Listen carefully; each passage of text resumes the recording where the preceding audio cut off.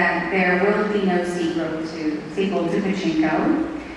No, it'll never happen. But any other upcoming projects that we could perhaps look forward to? Yes. And I mean, many of your lovely fans are eager to find out about that. And maybe you could tell us about the genre of it, something that you haven't opened up to people about. I mean, have you drawn a plan? Tell us more about it.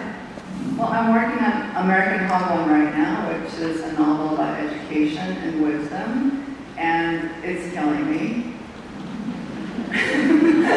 But I will finish it, God willing.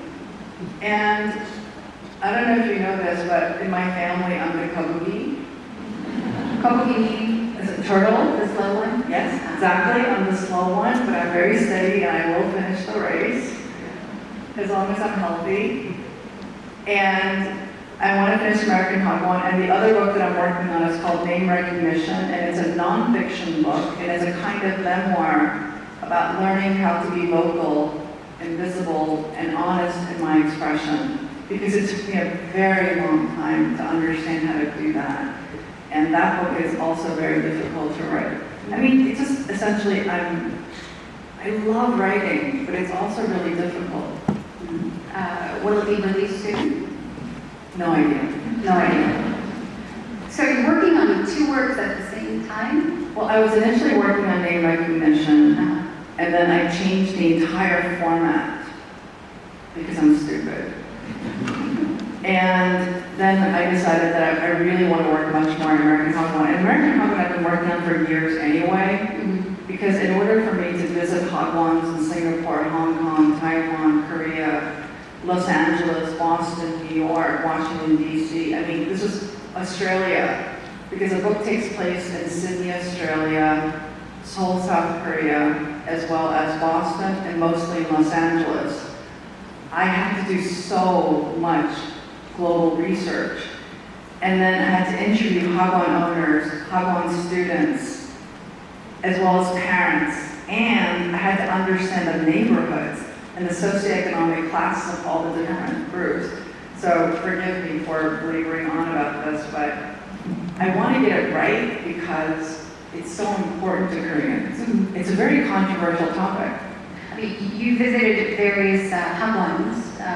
You said Australia even, and we're talking about Hagwons that pertain to like Korean students, the one that Korean students go to, or actually either Korean owners, I think Korean students, because Koreans go to places around the world and we build churches and we build Hagwons. I had no idea there were Hagwons for Korean students in Australia and other parts of the world. Many Hagwons. Oh, wow.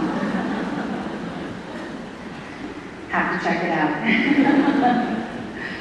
All right, so we do have room for one last question, I think. Let's see. All right, before we move on, and you are a source of inspiration to so many of your readers, not only your Korean readers, but readers around the world. What would you like to say to our Korean readers, in particular today? They'd be delighted to hear from you. I want you to know that what you're doing by participating in the act of reading is a form of cultivation of yourself. And I really hope that you recognize that your power as a reader is beyond measure. Okay, one last one. What would be the best way to get someone into reading, perhaps? I mean, we've got readers here with us in the audience, but I'm sure they have family members or friends that aren't exactly readers. So what's a good way to get people into reading? A very easy, simple strategy, is there? Yeah, it's funny because even though you're not reading books, most people are reading probably more than they've ever read in their entire lives. Because people are looking at their phone and they are reading. Mostly. Yeah. Hopefully not reading only memes. But if you want to cultivate readers, one of the most helpful things is to know that the benefits of reading are extraordinary. And I have interviewed some of the most important people, most powerful people around the world.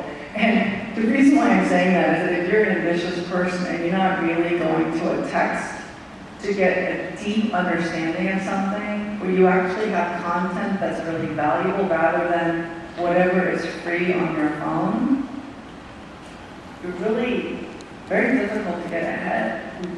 Like when I interview CEOs of companies, really, really high-level companies, their readers are very often, they even read novels. And people think you have to read business books, but most people who read business books tend to be middle managers. I say that not as an indictment, but actually based upon my research.